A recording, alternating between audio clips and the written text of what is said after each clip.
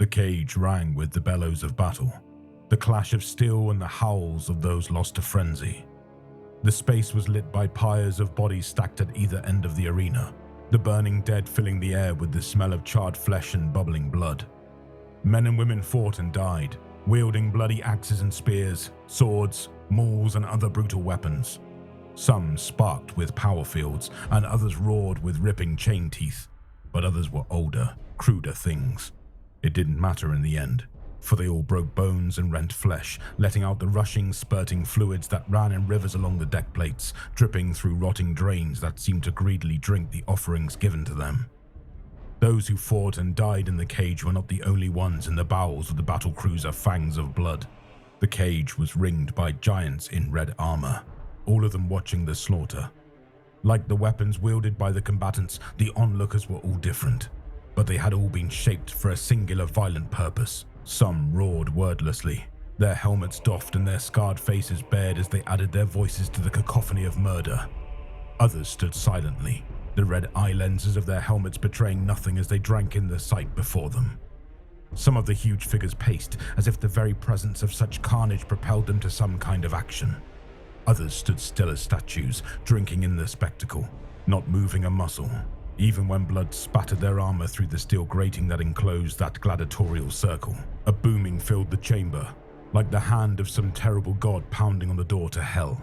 The sound drowned out both screams and shouts alike. Silence fell among the onlookers, and combatants lowered their weapons.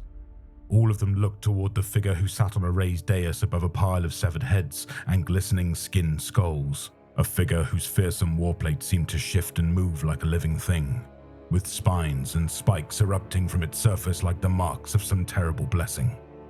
That figure stood and surveyed all those before him. He raised his right fist in salute to those who yet stood in the arena. "Blood for the blood god," Desimus intoned. "Skulls for the skull throne," the gathered world eaters returned. A sound rolled from Desimus's vox grill, the bastard child of a chuckle and a snarl. It was a sound soaked in blood and tainted with madness. He breathed deeply of the smells of sweat and pain, drinking in the unfiltered musk of havoc and strife. He lowered his hand and gripped the steel railing, leaning forward as he addressed those gathered before him. "You have culled the weak from your ranks. You have cut away all cowardice and proved yourselves true warriors," Desimus said. Several of the remaining combatants raised their weapons or their fists, but the Astartes gathered around the outside of the cage did not join this time. The world eaters simply stared, as if waiting for something. Desimus straightened once more and spread his arms wide.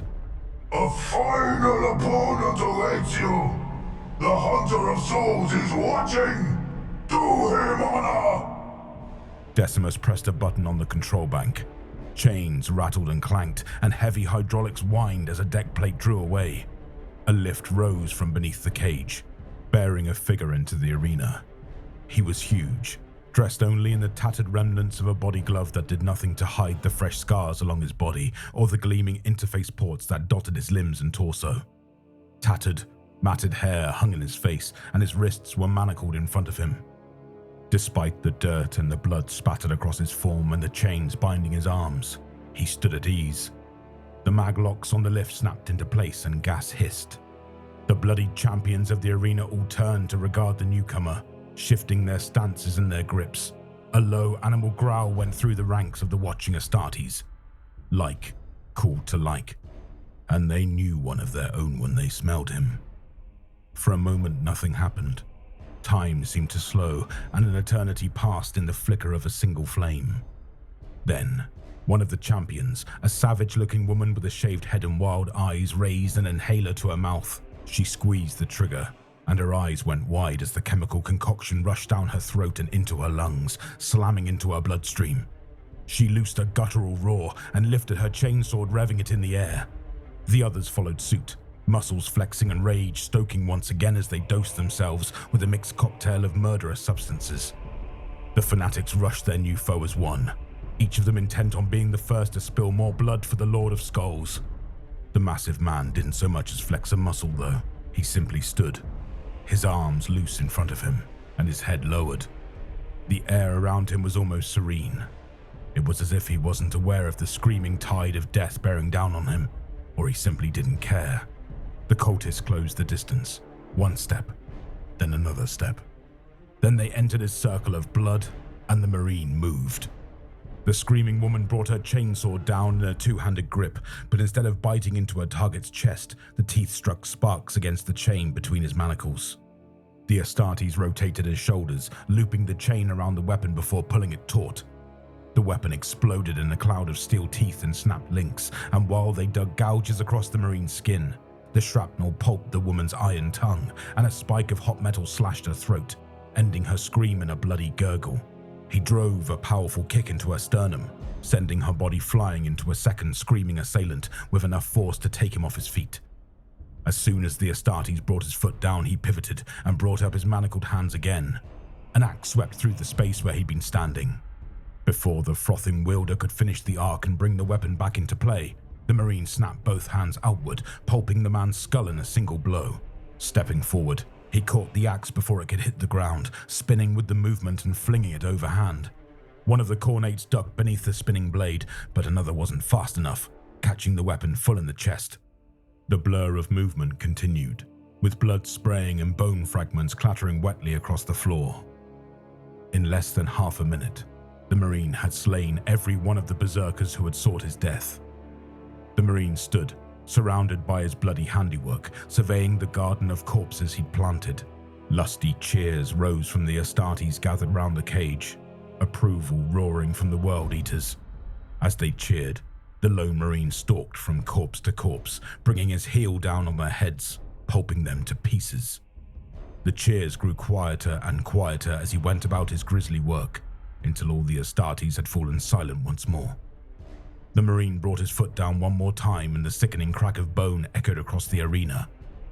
Defying until the end, Crixus, Desimus said, a note of dark amusement in his voice. I see no end before me, Crixus growled, hefting a sparking power weapon from the deck. It had been large in the hands of its mortal wielder, but in his grip it seemed barely bigger than his combat knife. He reversed the grip and triggered the power field, slicing through the thick chains he'd been bound with in a single sharp motion. Just barking dogs and dead men.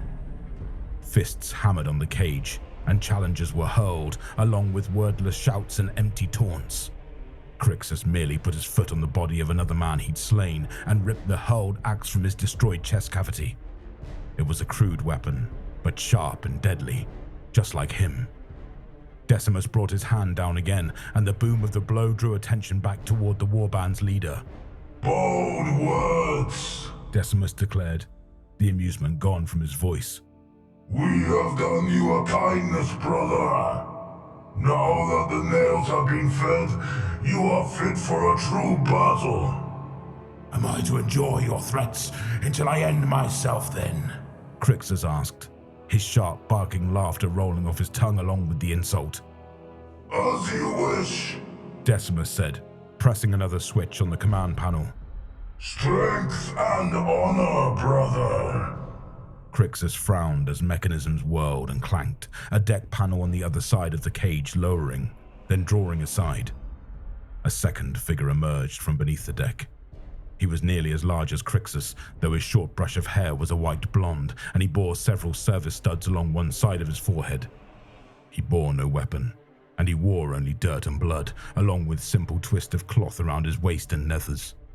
Despite that, there was no fear in his green eyes. They flicked left, then right, evaluating the battlefield before him. By the time the lift locked into place, he was moving, snatching up a heavy eviscerator chainsword. The weapon wasn't quite large enough for a comfortable grip, and the chain was clogged with bone and gore, but when he touched the throttle, it roared to life in his hands. My name is Tigris Farinus, battle brother of the Ultramarine 2nd Company, a son of McCragg and of Rebuke Gilliman, the Astartes shouted, ensuring he was heard over the snarl of his weapon. Crixus watched as the Ultramarine's gaze took him in, eyes flickering to the remains of his body glove, to the cut chains dangling from his manacles, and to the steel glinting through his dark mane. Tigris frowned. Who stands before me? Crixus did not intend to answer, but something about the cage, about the ancient ship, even as corrupted and twisted as it was, called to him. The nails hummed quietly in his mind, and in that near silence the old rituals rose unbidden to his lips. He snarled and swallowed them. My name is Crixus, and that is all you need to know. The World Eaters bayed from the other side of the cage, a wordless mocking cry. Crixus ignored it, focusing instead on his gene cousin. Tigris Varinus gave him a smile and raised his chainsword in acknowledgement. Crixus returned the smile with a wolfish grin of his own and shifted his feet. For a long moment the two of them regarded one another. Then they leapt forward, coming to grips in a storm of sparking steel and screaming iron. Crixus flicked his axe forward, but the chainsword deflected the blow. He followed up with a power blade, but Tigris dipped his weapon out of its path, and then tried to bring it up in a slash that would have disemboweled his opponent. Crixus deflected the slash with one of his manacles, a deep groove chewed into the steel by the weapon's whirling teeth. He circled the ultramarine, looking for an opening, feinting and lunging. Tigris nearly fell for it, but shifted and spun at the last second, pivoting before he whirled his great weapon around in an arc. Crixus ducked, then realized it was a counter-feint, throwing himself to the side even as he felt the teeth nip at his shoulder. He tucked, rolled, and came up smoothly. You fight well, cousin, Tigris said, lowering his stance as he circled Crixus. I never learned the skill of dying, Crixus growled, mirroring the Ultramarine's movements. Then perhaps I can teach you, Tigris retorted. The two Astartes came together and separated, blows raining at one another. Every time they parted, blood spattered the floor, but they closed again and again. The teeth of the Eviscerator tore Crixus's axe from his hand, sending the weapon flying. A hammering blow from Crixus's manacled wrist snapped Tigris's wrist, leaving his attack unbalanced. The Ultramarine swung wildly with one hand, attempting to bring his weapon around, and Crixus pounced on him like a wolf on wounded prey. Moving faster than even the eyes of his brothers could follow, he hooked the Ultramarine's leg and bore down on him. They crashed to the floor, and as Tigris opened his mouth, Crixus jammed his manacle between the other Astartes' jaws. Tigris was about to raise the chainsaw one last time, but Crixus held the point of the power blade just above the younger Marine's eye. Tigris relaxed his grip and let the chain weapon go silent. It seems strength and honor alone were not enough to carry the day, Desimus said, his words followed by a cruel chuckle. No, Crixus! Finish him and claim his skull! Or what? Crixus demanded. He shoved himself to his feet in a single fluid motion. His veins throbbed and his muscles bulged. The nails ground in his mind, revving all his organs to full capacity, and he fought to maintain control of himself, to simply breathe. He stepped away from Tigris, turning his gaze on the other World Eaters before looking back up at Desimus. Will you come down into the pit yourself to face me? Or will you ask one of these others to die in your place? Desimus's hand streaked to his side and he drew a plasma pistol. The weapon whined ominously, the blue power coils glowing like a tiny sun in the World Eater's hand. His finger tightened on the trigger, and he stared down at Crixus. Crixus stared back, his teeth bared and his weapon in hand. The Astartes in red armor all around the cage shouted, but this time the wave of disapproval was turned towards Desimus. For a moment it seemed he would pull the trigger anyway, consequences be damned. Then a lone voice rose above the others, shouting a single word. Another joined the cry, then another, and another. Soon the war band was hammering their fists on the cage, their blows ringing a manic counterpoint to their chant. A shiver went up Crixus's back as he listened, and his eyes widened. He stared up at Desimus. The warband leader lowered his weapon and raised his other hand. Very well, he said to his brethren. Daxos, arise and claim your spoils one more time. Desimus pressed half a dozen switches, and a deeper grinding rumbled from the bowels of the ship. Winches cranked. Engines whirred and a sound echoed from beneath them. A muffled roar. It was a sound full of rage and hatred. It was answered by the warband whose cries only grew louder. Are we to be allies then? Tigris asked. pushing himself to his feet. He was still favoring his injured arm, but despite the tight smile on his face, the Ultramarine was scanning the arena, looking for any advantage to be had. There were few enough of them. If you die here, it won't be by my hand, Crixus said. He reversed his grip on the power sword he'd taken, offering it to Tigris. The Ultramarine only hesitated for a moment before offering Crixus the Eviscerator in exchange. Each of them checked over their weapons, ensuring they were in functioning order. What are we facing? Tigris asked as he tested the power weapon's weight. His name is Daxos, Crixus said.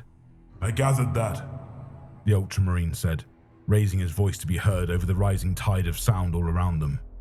He gritted his teeth and plucked a shield from the hand of a corpse, forcing his wounded arm through the strap and gripping the anchoring handle.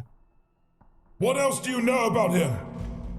He died on Terra, Crixus said, just as a dozen more floor panels slid away. The stupid bastard couldn't even do that right. The thing that emerged from the bowels of the ship was like a nightmare given form.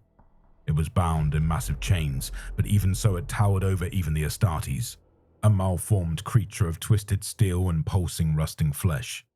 Horns erupted across its shoulders, each of them inscribed with the names of those who had fallen before its monstrous tread. Jagged rents in its warplate leaked with pulsing fluids that stank of corruption and the warp, and twin maws snapped and snarled like metal hounds where its vox grills had once been. One arm was twisted into a sinuous coil, ending in the barrels of a heavy flamer that dripped something far more noxious than promethium, and the other arm ended in the sparking, flensing blades of a great power claw. The worst part of the creature, though, was what lurked in the center of its chest. The layers of ceramite had been peeled away, revealing a man's face. He was wasted, his bone showing through his skin like a skull wrapped in flesh. Scars crisscrossed his cheeks, nose and forehead. A coarse beard covered his chin, and a tattered mane of hair hung from his scalp. That mane was laced with the steel cables of the butcher's nails. They had mutated from the demonic influence, though, grown long and ragged, covered in barbs and swaying like a lash with every slight movement. His head was held in place by an iron halo that had twisted into the shape of a gauntleted hand, the fingertips pierced into his skull, trickles of blood running from each wound. It was Daxos, even changed as he was. Crixus knew his battle brother's face. Before Crixus could loose a word or even move a muscle, Daxos raised his gaze. There was no recognition in his eyes. There was none of the life that Crixus remembered. Those white, staring orbs just trembled in his sockets, unblinking. He began panting, drool running from the corners of his mouth. His lips pulled back over blackened gums, and breath began tearing in and out of his lungs like a great engine. Daxos howled, spittle flying, and the Hellbrute joined in chorus, adding its roar to his own. It twisted, snapping great steel links with a sound of rending metal as the thing's clawed feet dug into the deck for purchase. The Hellbrute charged. Tactical retreat, Tigris said, slapping Crixus's arm before he turned and ran toward the far end of the arena. Crixus snarled and felt the muscles of his arm twitch. The Nails wanted to let the chainsword roar and meet the abomination head-on. They were singing, and a chorus of pain was starting to take hold at the base of Crixus's skull, demanding a toll of blood before they would be silenced once more. He shook his head like a dog, then turned and followed Tigris, his bare feet slapping the steel deck as the mechanized terror gave chase. Wall is coming up fast, Tigris said as Crixus drew a pace. Plan? Crixus heard the sharp clicking behind them and reacted on instinct. He turned hard, slamming into Tigris and driving both of them to one side. A ball of hellfire devoured the air where they'd been a moment ago. The blast from the heavy flamer enough to redden their backs and singe their hair, even as they rolled behind one of the burning corpse mounds. They both knew the reprieve was temporary. Daxos wouldn't stop until he'd added their names to his tally. Dual assault, Crixus said as he shoved himself back to his feet. Take the claw! I'll handle the flamer! Tigris nodded once and was off almost before Crixus had finished speaking. The Ultramarine sprinted around the pile of bodies, roaring as he tried to take Daxos in the rear. The Hellbrute wheeled, the torso snapping around, its lightning claws spread like a cat, hoping to disembowel a mouse. Tigris reversed his direction, leaping back and using the power sword to fend off the dreadnought's attack, trusting in his weapon's field to protect him. Crixus came around the other side of the corpse heap, teeth gritted. Daxos was wheeling, pursuing Tigris. The flamer was coughing, preparing to burst back into life. But before it could, Crixus squeezed the chainsaw's trigger. The teeth sputtered and snarled as they spun. Daxos tried to turn back, realizing something was wrong, even in the depths of his rage. But he couldn't turn fast enough. The chainsaw dug into the glistening meat holding the fuel line in place, ripping and tearing through mutated flesh and steel alike. The Hellbrute bellowed, flinging Crixus away. He tried to hold onto his weapon, but his hand slid off the chainsword as he flew back into the wall of the cage, hard enough to dent it before falling to the ground. Time slowed down. The world swam. Blood dribbled out of Crixus's mouth, and when he tried to breathe, something stabbed him in his side. The crowd's baying was a dull roar, and there was a ringing in his ears. Even the pain in his skull was far away as he tried to get his numb hands under him. He raised his head to look back toward the battle, but all he saw was shadows and dust lit by coruscating arcs of power. Something exploded, and a wave of heat washed over him as the world came back into sharp focus. Daxos was roaring, this time with pain as much as rage. The flamer had exploded when he tried to trigger it, the caustic mixture detonating and spreading up one side of the Hellbrute. The fire burned with unnatural colors, and twisted faces seemed to dance in the flames as they licked towards Daxos. He was screaming, twisting as if trying to get away from it, but the fire was always right there, spreading closer and closer to his face. Power surged and sparked, the protection of the iron halo the only thing keeping the conflagration from reaching his half-broken sarcophagus. In desperation, Daxos twisted, raking at the flames with his power claw, flaying away the layers of scorched meat and blackened ceramite. Finally, the heavy flamer came free, a last fuel line snapping as burning fluids fountained into the air. Before the Hellbrute could refocus, Tigris was upon him, his weapon flashing. The Ultramarine had discarded his shield, and he clung to Daxos's back with his empty hand, slamming his power sword into the Hellbrute's exposed shoulder joint beneath the curve of its pauldron. Daxos snarled, trying to reach for his assailant, but Tigris was always just quick enough to dodge the claws. Finally, Daxos turned, flinging himself against the cage in an attempt to crush the Ultramarine. Tigris leaped free at the last second, tucking his shoulder and rolling across the arena as Daxos wrenched himself out of the smashed hole in the wall. The Hellbrute stumbled, unsteady on his feet. He tried to raise his power claw, but the limb sparked and juddered, the power field dying as oil and hydraulic fluid ran down the arm, pooling on the floor. Crixus didn't waste time or breath. He sprinted toward Daxos, snatching up the axe he'd lost in his earlier duel. The scrape of steel drew the Hellbrute's attention, and Daxos wheeled around. One leg shot out, meaning to drive straight into Crixus's chest. Crixus folded, his knees and shins scraping along the deck as he sailed beneath the blow.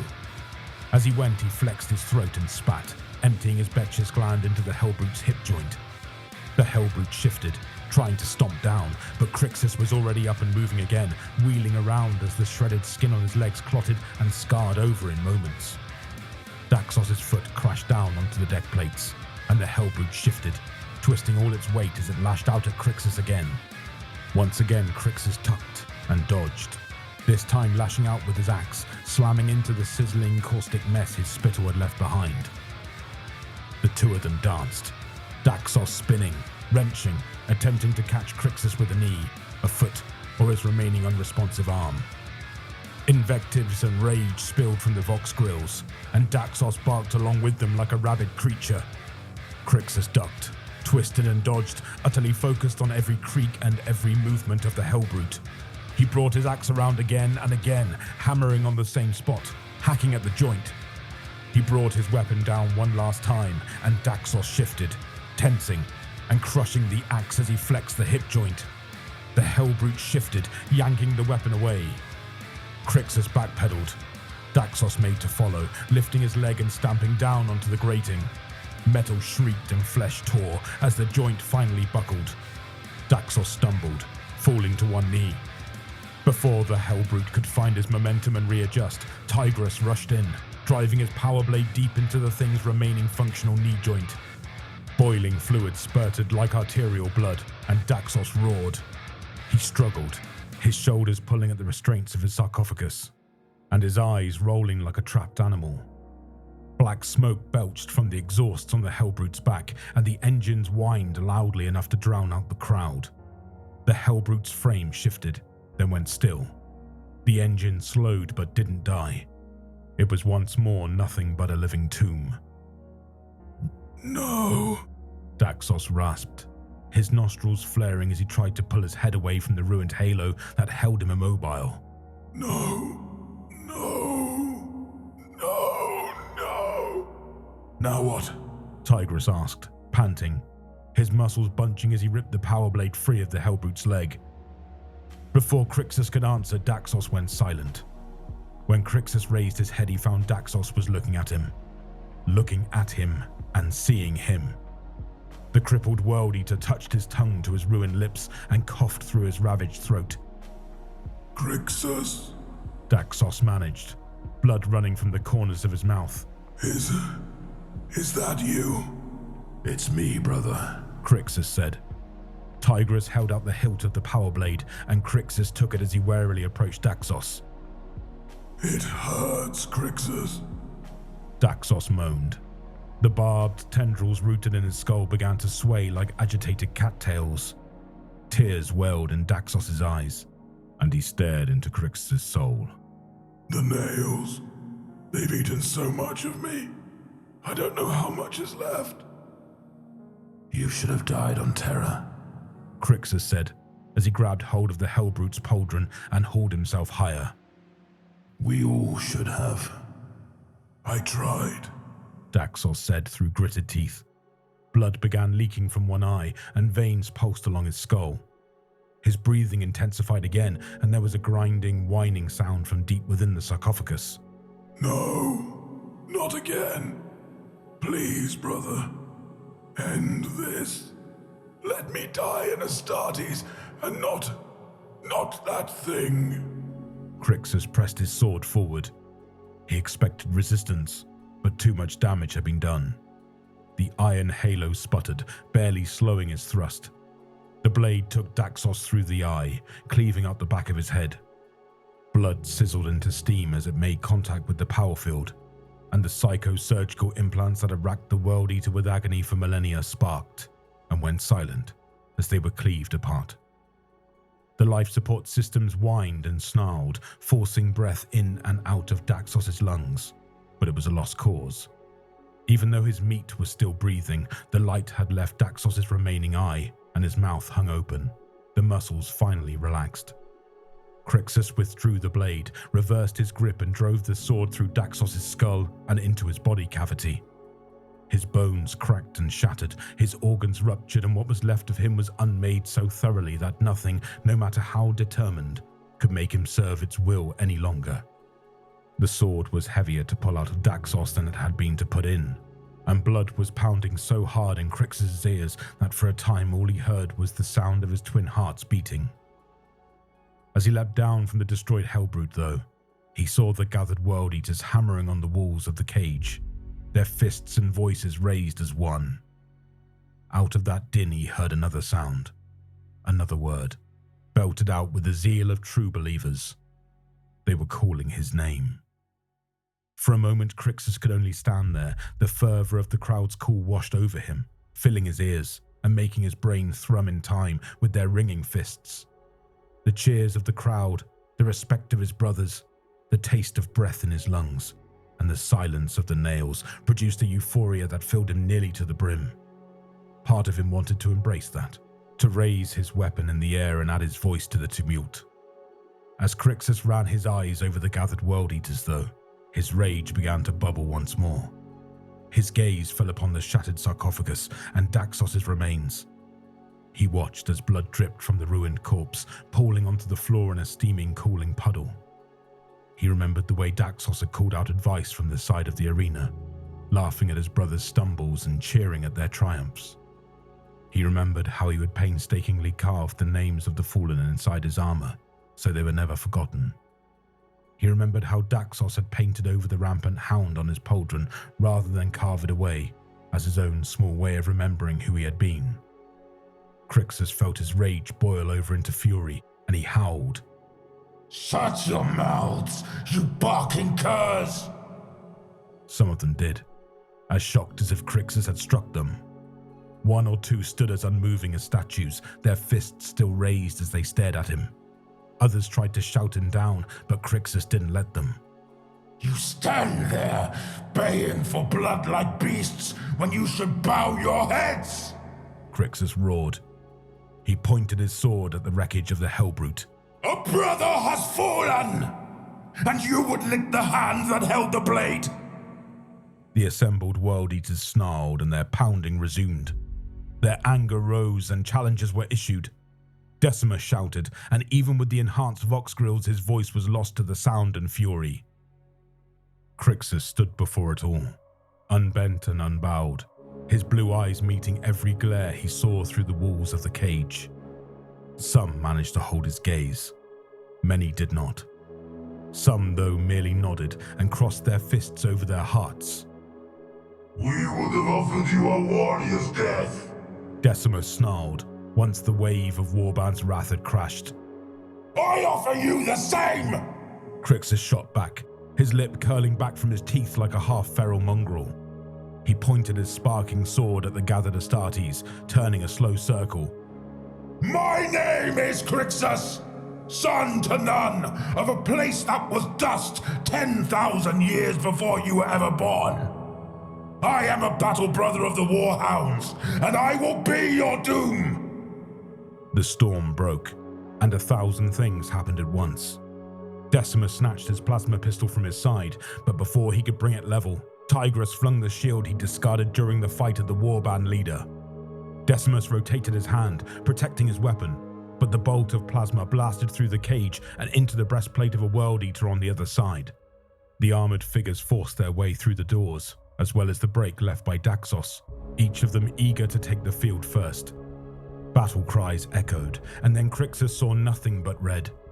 Blades were parried or dodged, the berserk fury of his opponents making them sloppy even as their power armor gave them a strength Crixus could not hope to match. He slashed and stabbed, his blade seeking the gaps in the joints or weaknesses in repairs. For every wound he dealt, he received one of his own, barely managing to stay ahead of the tide of roaring blades and flashing steel that sought him. The Nails sang their song, and Crixus smiled as they danced. Time lost all meaning. Pain was a mere moment's distraction, and it vanished as soon as he struck another blow. Crixus' sword broke, the blade splintering as he rammed it under a gorget. He snatched a chain axe from a dying Astartes and revved it as he dipped and ducked, trying to keep his footing in the pools of blood. At some point he acquired a combat knife, holding it in his offhand hand. Gore streaked to his elbow. His arms and legs trembled as his gene-forged anatomy dumped dozens of stimulants into his bloodstream, and they flooded his body and his brain. Every breath was fire, but he laughed that harsh, barking laugh as he did what he had been made to do all those centuries ago. And suddenly, the tide of bodies retreated, and Crixus found himself standing alone. Breath tore in and out of his throat, and his head was full of bright white light. He shook his head slowly, as if he were trying to clear the ringing in his ears. When the world rolled back in, he faced a half-circle of Marines in red power armor, weapons in their hands. Between them and him, the deck was covered in the dead. Crixus swept his gaze over them and noticed that while some had their wounds in front, most of them had been cut down from behind. When he raised his head, the World Eaters lowered their weapons. "Hail, Crixus!" The one in the center shouted as he stepped forward. Crixus frowned, noting the battle-worn narthecium on the Marine's forearm. "Is this it then?" Crixus asked, gritting his teeth. "The warrior's death your leader promised me." "Desimus is gone," the World Eater said. Crixus shifted, his fingers on the chain axe's trigger, and risked a glance over his shoulder. The warband's leader had, it seemed, fled the field. The platform was splattered with gore, shards of shattered armor and the telltale blast marks of an overheated plasma weapon. In that glance, Crixus knew Desimus was wounded, but not dead. So what is this then? Crixus growled, turning his attention back to the others. My sword and my life! The World Eater said. As he spoke, he disconnected his helmet and removed it. The face beneath that helm was blunt as a hammer and nearly as handsome. Burn scars crawled up one side of the Marine's face, and one of his ears was gone. Service studs were bolted into his forehead, and a deep scar crossed his nose and dug down to his cheek. He had a mouth made for frowning, and eyes like black holes that sucked in light but gave nothing back. Crixus lowered his weapons and stared at him. Then he laughed that mad, barking laugh once more. Nasir, Crixus said, his voice a raw and bloody thing. Is this whole damn ship full of ghosts? Only thee and me, Nasir said. Very well, Crixus said, forcing his shoulders back as he stood to his full height. All of you who would follow me, raise your sword arms. Crixus watched as each of them did as he bade. He watched for hesitation or resistance, but there was none. Break your chains. Every Astartes arrayed before Crixus grasped the chain wound round their fighting arm. The chain that bound their weapons to their hands. The chain that had been Angron's leash on his legion since the time of his return. The precursor to the butcher's nails being forced upon all of them.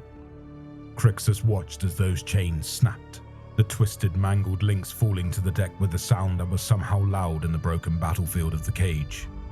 Crixus nodded and raised his voice. The 12th Legion is no more. It died in the Apothecarium. And what was unleashed in its place were beasts. Monsters who sought to cover themselves in blood to hide their shame. As long as I draw breath, I will ensure more and more of them no longer do. And if I reach the end of that journey, I will pull the grave closed behind me. Crixus ran his gaze over the Astartes. None of them moved. They held themselves at attention, their eyes on him. Even Nasir stood silent, though he clenched his jaw as the nails tightened their hold on him, sending pulses of agony across his face. Crixus gritted his teeth and looked over the half-dozen space marines arrayed before him. Tell me, would you rather die like dogs or live your last days as rampant hounds? Crixus's words hung in the air for a long moment. Then one of the World Eaters removed his helm. Another followed suit, then another. The faces that stared at Crixus were fierce, scarred, and dangerous. But more than that, they were young. Several of them still had the deep raw red scars across their heads from where the nails had been driven in. Each of them crossed their fists over their hearts and bared their teeth in a feral smile. Crixus cut his eyes to Nasir, who raised his chin in defiance. Don't let their years fool you, Nasir said. The pups have sharp teeth, and they're ready and willing to use them. Crixus opened his mouth to speak, but all that came out was a wheeze of air. His chain axe slipped from his fingers and he stumbled. Before he could fall, he felt a strong arm catch him. He looked up and saw Tigris, a deep gash cut through one of the Ultramarine's eyes, the scorch marks of a power field leaving a blackened furrow through his flesh. He was also missing part of an arm, the bloody stump ending just below his elbow. Despite all that, he had a sharp grin on his face. Don't fall now, cousin, Tigris said, chuckling slightly. Our duel is not yet decided. Nasir turned to the others, barking orders. They donned their helmets, quickly scouring the dead as they inventoried weapons and sought functional pieces of power armor. As the pack of them worked, Nasir ran his diagnostic scanner over Crixus. He injected Crixus with something, and he felt strength flooding back into his veins.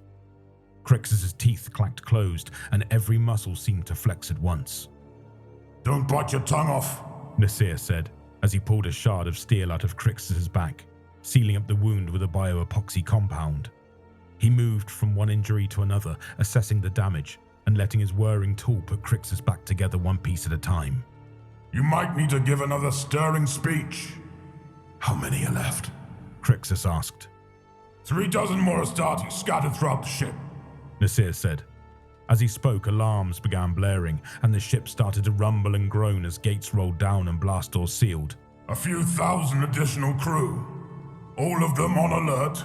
My squad ship should still be in the hangar, if they haven't scrapped it for parts yet, Tigris said. The knuckles of his remaining hand went white as he clenched them into a fist. But he didn't react as Nasir cauterized his wounded arm and began sealing his more serious wounds. If we move fast, we could beat them to it and make a run for the black. No, Crixus said. They'll expect that. The hangar will be under a security cordon. So what do you suggest? Tigris asked. Crixus pulled his lips back from his teeth as he met the Ultramarine's eyes. We take the entire God's Forsaken ship. Tigris blinked, then swore as Nasir jabbed him in the muscle of his shoulder with his Narthesium. The Ultramarine shook his head slowly back and forth. I'd heard stories from the chapter ancients about how mad you were. I thought they were exaggerating. Crixus turned his head and caught the eye of one of the younger Marines. He pointed at him, then gestured at the remains of the Hellbrute. You! Get Daxos' body out of there. Do not damage anything more than it already is. Are you getting sentimental in your old age? Nasir asked, cupping Crixus' chin and turning his head to administer a final injection. No, Crixus said, as he rolled out his neck.